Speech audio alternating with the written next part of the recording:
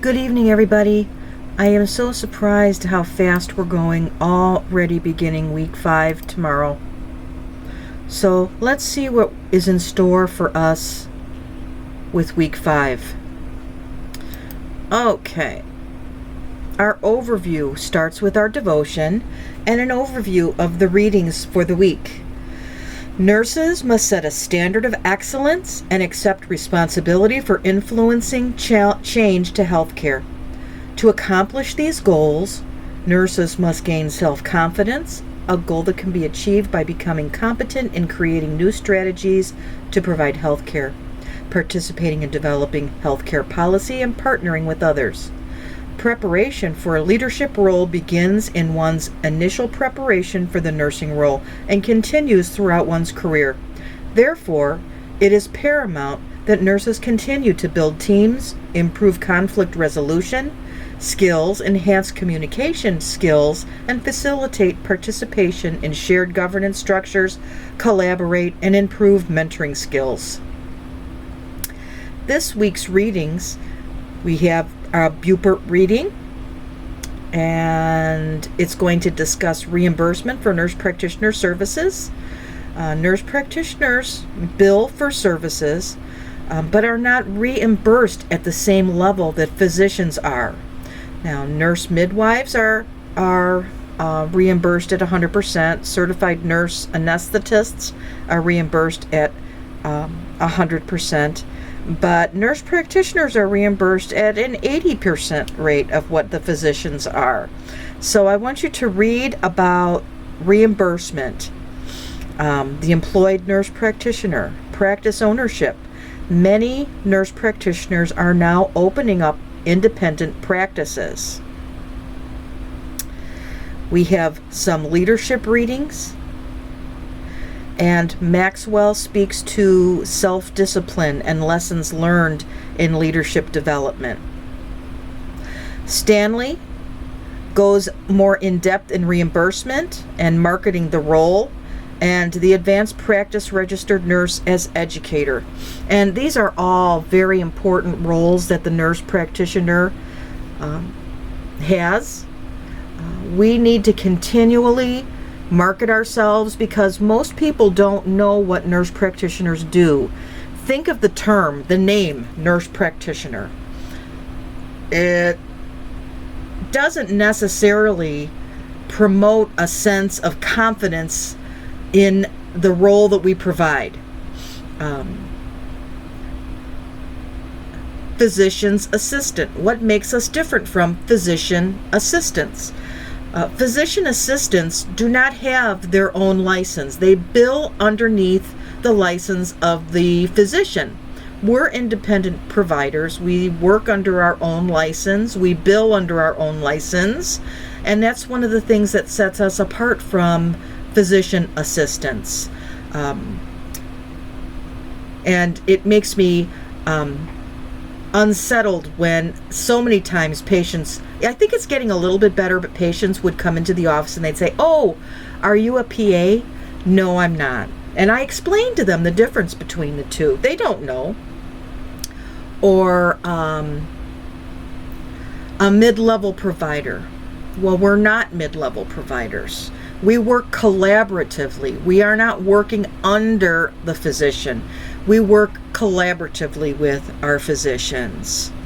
And as educators, I think that that's a piece that we bring into the role of provider that other disciplines may lack.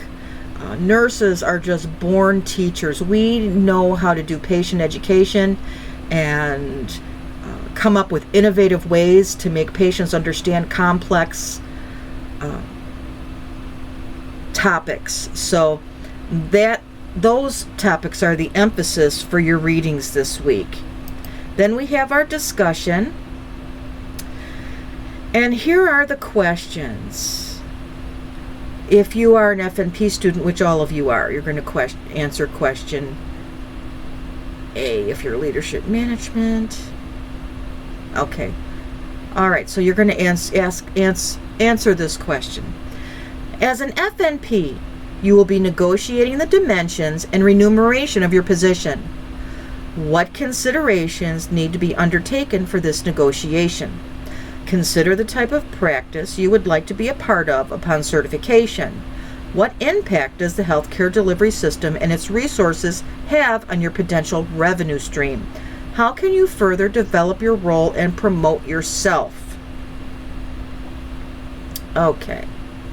Read all of your colleagues' postings and then respond. Now, essentially what you're doing here is you are putting together what you are going to expect to accomplish once you are done. So, when you're out in the world and you're negotiating a contract, if you're going to be working in a physician's office, what are going to be some of the expectations you have? Number one, salary.